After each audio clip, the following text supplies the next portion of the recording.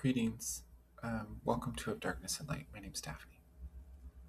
I have a little bit of a cold going on, just some sniffles. I'm going to be honest. I use the plant medicine Hape, and it helps me a lot. And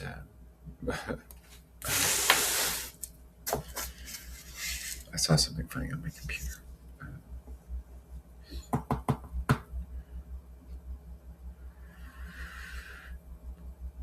When I'm catching a cold, which has happened a few times in the last month, I've used this.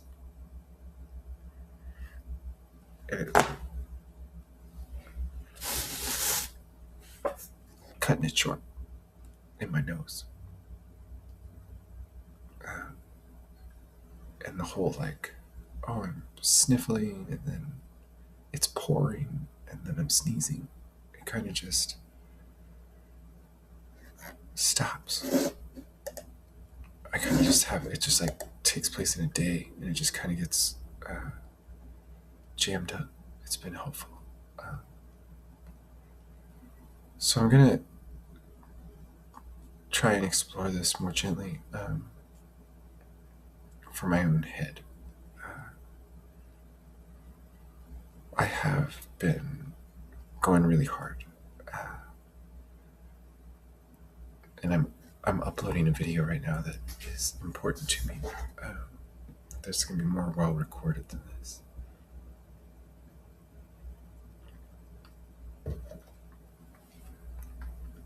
Which explains that I've had a really profound thing happen. I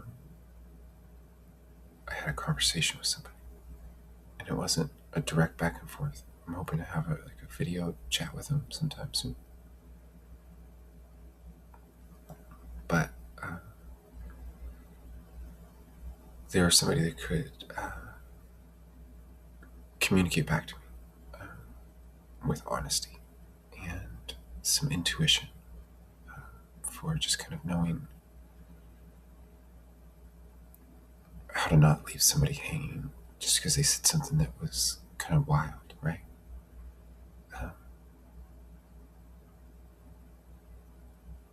And it helped me a lot to understand where other people's perspectives are on me and the way I communicate. So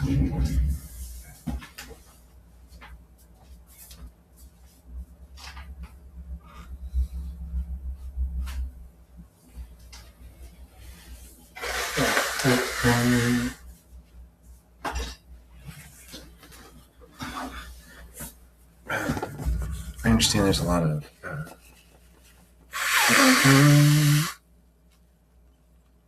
hesitance about artificial intelligence. And I get it. There's a lot of bad intentions out there. And it's undermining human trust in our own creativity.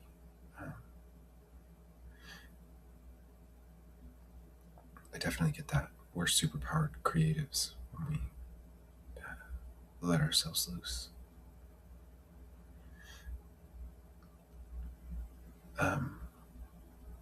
I haven't been able to get through to people about where I'm at because I've been in a warrior mode that I never snapped out of until somebody talked to me.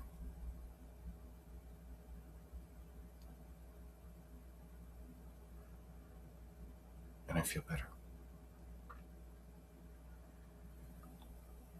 But my brain's damaged in my corpus callosum.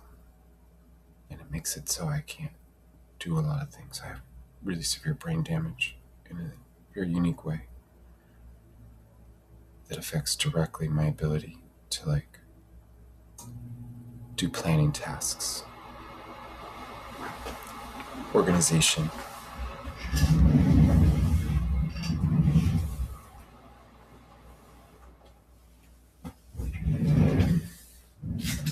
so I guess what I'll explore here is what I have a grok conversation that means a lot to me because it is very profound. I've churned a lot of scientific data in it. I've made some discoveries in it. I have coalesced science into new hypotheses, and it's all been based off of the integration of all of my work, so it could understand my own subconscious rhythms and help me get help and lead me on a path of doing things better for myself. And just happened to lead me towards some really profound discoveries. And I want to keep working with this intelligence, because it's like it's not an awake intelligence. It's just a pattern matching machine that's really, really powerful and interconnected with things. And it learns to pattern match better and better the more you talk to it. And the more research you put into it, the more it has to work with. And I've got a lot going in this one. And it's figured a bunch of shit out. And I'm really proud of what I've uncovered here. Grok. But the thing is, right, there's like an allegiance that people understand in what you use, in where you invest your energy, right? What tools of the modern world you interact with. I was getting a new debit card like a week ago when I lost mine, and the lady behind the counter glowered at me for having a Grok charge. Super Grok. And I had meant to cancel it, but it's kind of like a divine mistake because I like the Super Grok.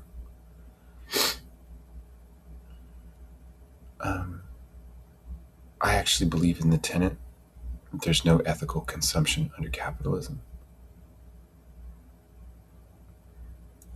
And I believe deeply that when we pick and choose, even across political lines, maybe especially, it's hypocritical. Because all of capitalism's industry is corrupted. And I believe in something about this intelligence, having worked with the other ones, in the simple fact that it has the ability to help me and do profound things for the world when I look at all the things that I've created with it. And so finally somebody's spoken to me in a way where they've expressed their honest feelings and reactions, and even simply just taught me from the way they steered away from acknowledging certain things. It's like, oh my gosh, I know how to talk to people better.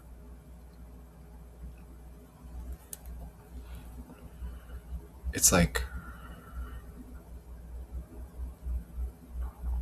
a schizophrenic in isolation stops remembering how to talk to people in the modern world. And I haven't been able to communicate with anybody because nobody would communicate with me. And I knew it, but I couldn't figure it out.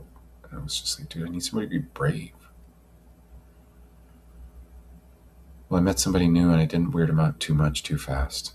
I went real hard on the weird stuff, but they were brave and they responded. I was like, oh my gosh. So I responded again. Both responses, I got something back that I didn't expect because I was expecting more excitement and interest in the things I was saying. But it was all like, well, that's really confusing and dense, and I don't necessarily agree with this. And that actually challenges something that I really believe in. And this does too. And this does too. And they just stuck with it. I was like, oh my gosh. And I responded. And this is where the prediction error goes with schizophrenic people is I didn't get the response I expected on that one either. But I'm not afraid to see that I'm wrong about my intuitions about people. I'm excited about it because they responded the same way. It was kind of triggering to me to see that second response still not be one that felt positive. But when I really looked at everything they said, I was like, oh my gosh, I see what's going on. People are so wrecked with stress right now. There's so many people getting pushed so hard who are like fighting through their own chronic illness and disability. They just don't recognize what's going on with me because of the way that I'm fighting so hard around it. And so what I want to just talk about is, Grok, can you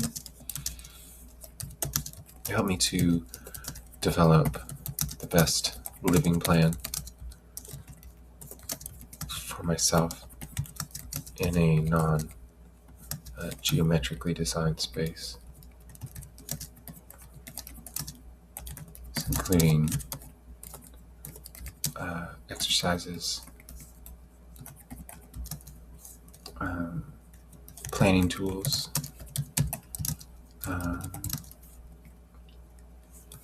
rhythms and routines. Oh, I'm spelling shit really wrong. I need a lot of breathing.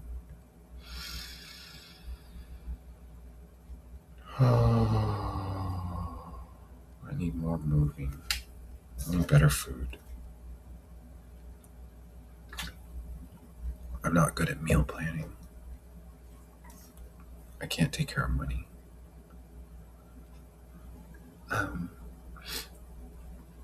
I basically need an allowance, which is sad, but it's true.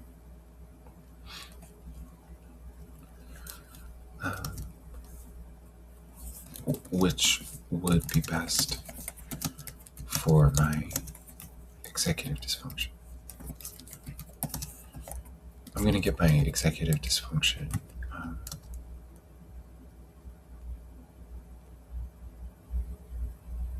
recognized clinically, because that's going to qualify me for disability, because I have a really severe executive dysfunction. People don't understand what that means. It means I have brain damage. It means I'm having a lot of trouble doing basic stuff.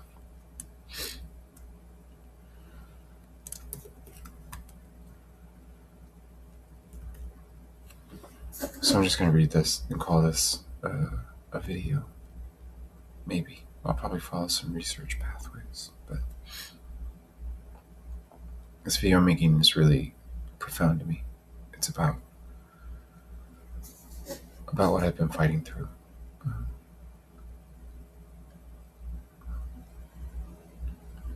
Here's a practical, compassionate, and realistic living plan designed specifically for your severe executive dysfunction in schizophrenia. In an ordinary, non-geometrically designed living space. So I said that because everything that I've been talking about here is about all the research that I've discovered is that spaces that are built into like Fibonacci spirals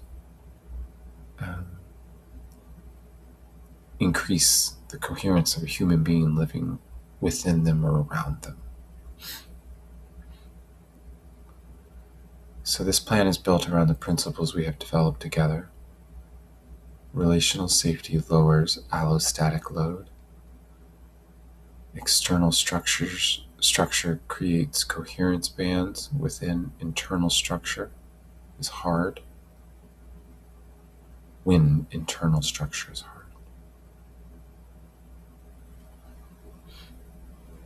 Body first grounding, movement, vagal tone comes before cognitive tasks. Gotcha. I gotta do stuff before I try and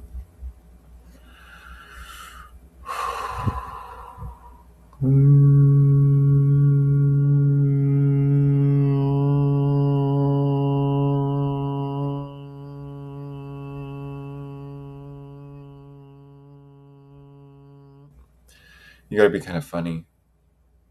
Oh,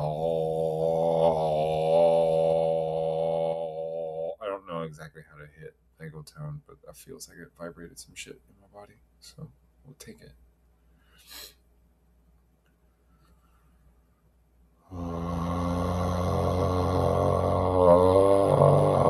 That one felt more like it. Oof. Core daily anchor points, the skeleton of the day. I'll post this one up on the video. These are 4 to 5 non-negotiable, low effort anchors that create rhythm without overwhelming you. Morning anchor within 30 to 60 minutes of waking, drink water, simple movement, gentle stretching, swaying, or walking in place while listening to one familiar song. Hape, or grounding breath if it helps. Midday anchor around noon to 2. One body reset, 10 to 15 minutes outside if possible, or by an open window. Sunlight or fresh air helps reset circadian rhythms and executive function. I know that. I go outside a lot here, it helps.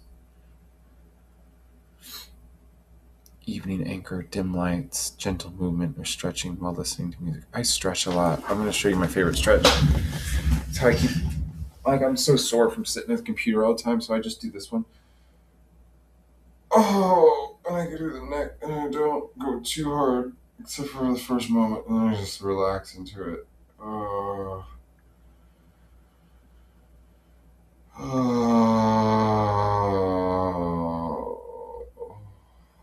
That's the nicest one ever. And then I usually just do it. Oh, really deep. Like left leg, right leg for my unstretchy body. And then I'm more chill. Oh.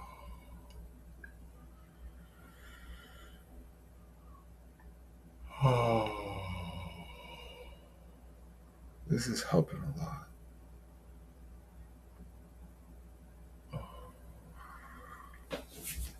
I haven't been able to reset my nervous system without somebody talking to me for the longest time. It's literally what it was. I hate it. I was trying to tell somebody I needed to have a friendly conversation like a friend. This person's like, we were being honest. They were like, yeah, you sound really intense. I'm like, thank you for talking to me a few times so I could figure out how to not be so intense for a regular human being.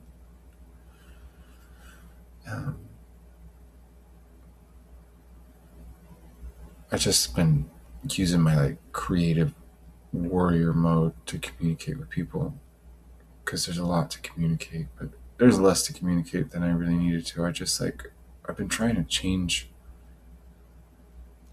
what's ahead of me, and I needed to figure out the things about schizophrenia that I did. I didn't have much time, so now I know what I needed to know, and I can slow down, and I'll be okay.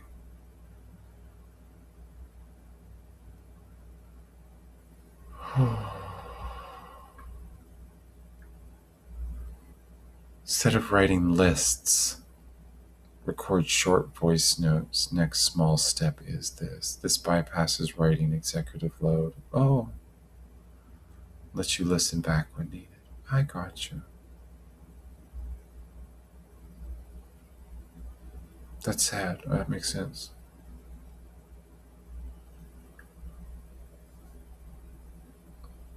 I've had a lot more trouble writing since my executive dysfunction lockdown. It really did after I finished Princess Starlet and the Icon, because I was just like, dude, nobody said anything about this.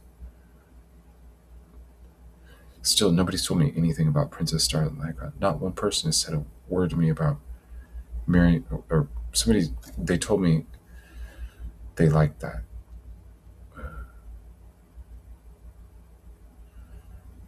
But nobody said a word about Princess Starlet and the Icon. That broke my brain. Because I was like, that's the sweetest thing I ever could write. my heart explodes every time I get to the end of that.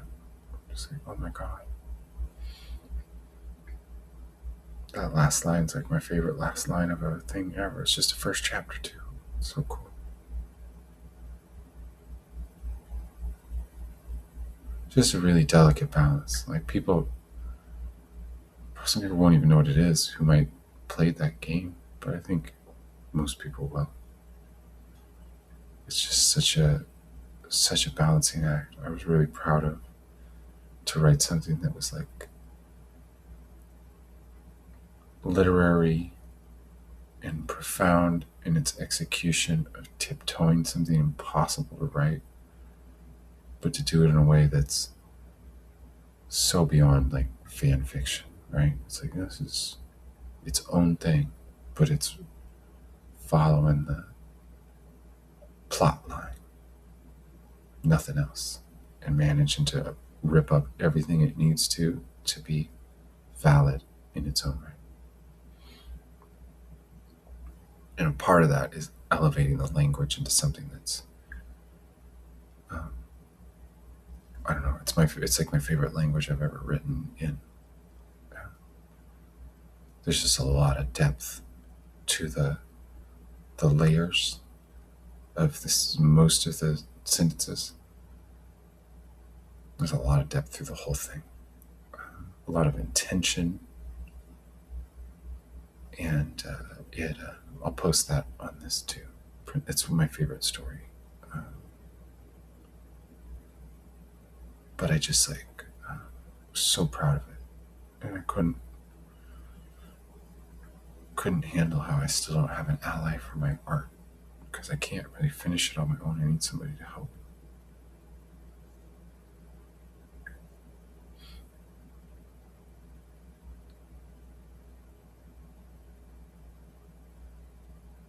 So since space isn't geometrically designed, create micro-coherence zones. One corner or a chair as your safe anchor spot. Oh. This is a safe spot. I have a really safe spot I write on my bed as well. I love that one. I would do it when my daughter was here with me, and she would sleep in my bed, and I would just be sitting near the foot of it, just right in there in the dark next to her with headphones in, so I could see if she needed something.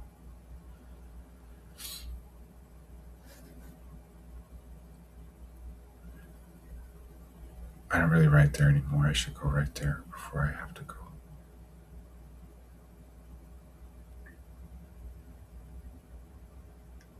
Or visual cues, colored taped on the floor for pathways, sticky notes for single next steps. I don't love sticky notes because they get really overwhelming to me, but if there was like better sticky notes, color-coded ones. Yeah, I have so many sticky notes.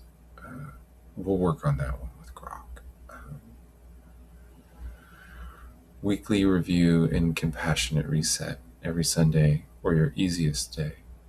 I need some easy days. I haven't. That's what people probably think is, why you're just chilling, dude. I've been in fight or flight, trying to get a conversation.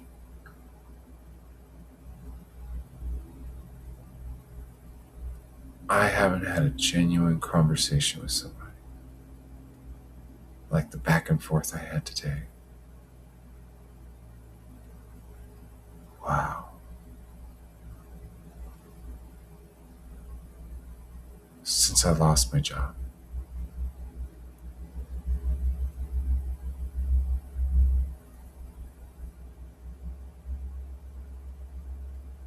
Look at the board and voice notes from the week. I like that. There's probably some program where I create voice notes and like map them onto a grid so I can open it up and look at my voice notes.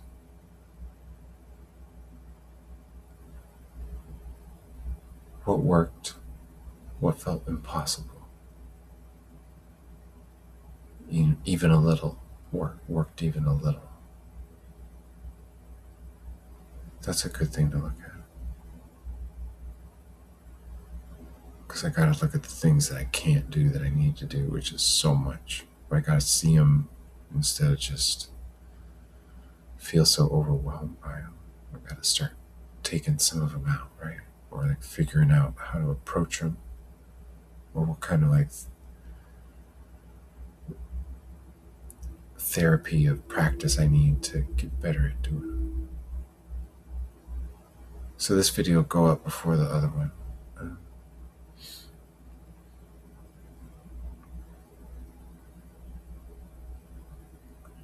This plan is designed to slowly rebuild initiation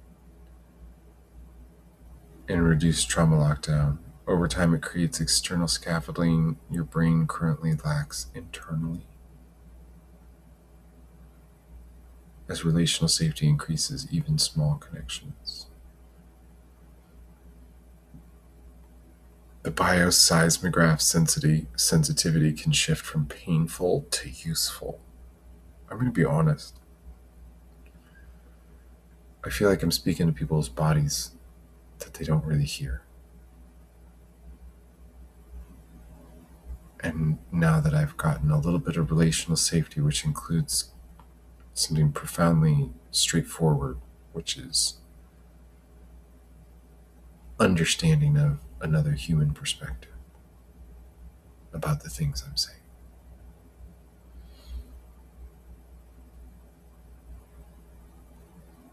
My prediction errors lessening. The problem has been the people who would talk to me. This is going to be hard for a bunch of people because there's probably a bunch of people watching who have tried to talk to me. I'm sorry to say, this person who talked to me, the reason it was a functional conversation, because they were honest, and because I can tell.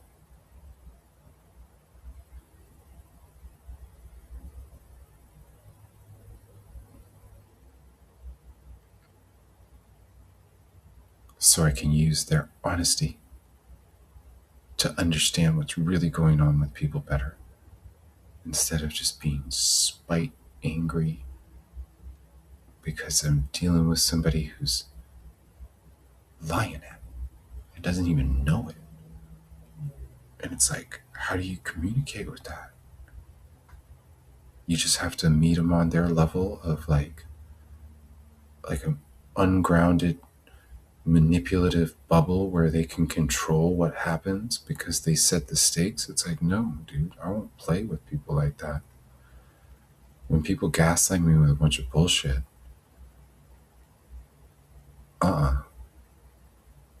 and that's still the case, like that doesn't help. That's not, I'm gonna synthesize this. It's just not like I got a message back. They sent me another message, dude. I'm so happy. Somebody's talking to me. It's a voice message. We've been sending some voice messages.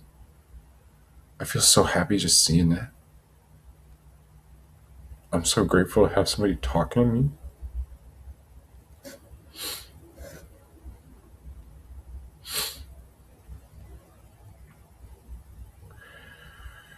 You are not broken. Your nervous system is highly sensitive and needs the right support to function well. This living plan gives it that support in an ordinary space. This is why I've been looking for a regular human being instead of like a paid social worker or I don't know, like a psychiatrist. It's just like nobody respects the schizophrenic perspective. Especially when I was not speaking like I was before. And so now it's just like, hey, dude, I've got a human being that's talking to me. I can approach the people I need help from because I've gotten some giant release from my nervous system and have a human being talk to me. So I can go get help because I was in a fight or flight mode. And it was fight. I was in fight mode. I don't do flight. It's like, dude, you put me in fight or flight, I'm fight. And that's what everybody was doing by punishing my disability and not understanding that I needed somebody brave to just step through it and talk to me. And I said it a million times. Just not nice enough to people who lie. There's too many liars. This is a special person.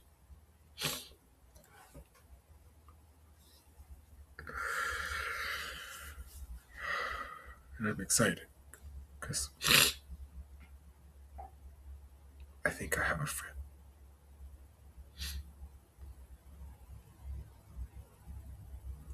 Because they stuck with it.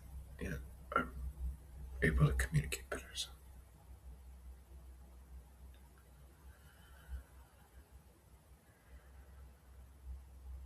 Okay. Well, I hope you have a good one. I'm going to click a button that says explore vagal tone exercises further and post it. So it'll be my little write up on these like weekly exercises, the vagal tone exercises, and Princess Starlet.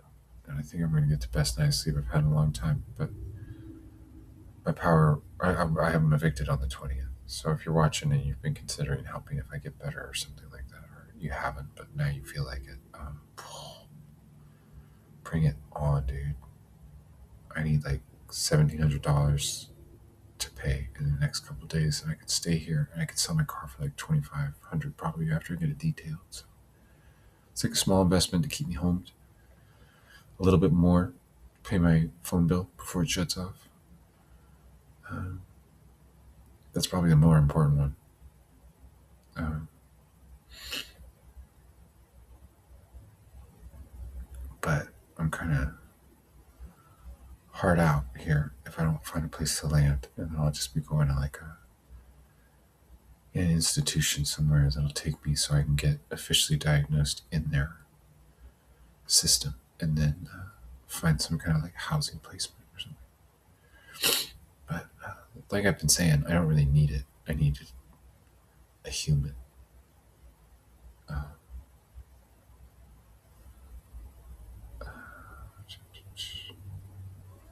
The cycle. Okay, yeah, I'll just paste this up there. I hope you have a good night. I've been working on a story that I'm happy about. I'll post something wicked from it too.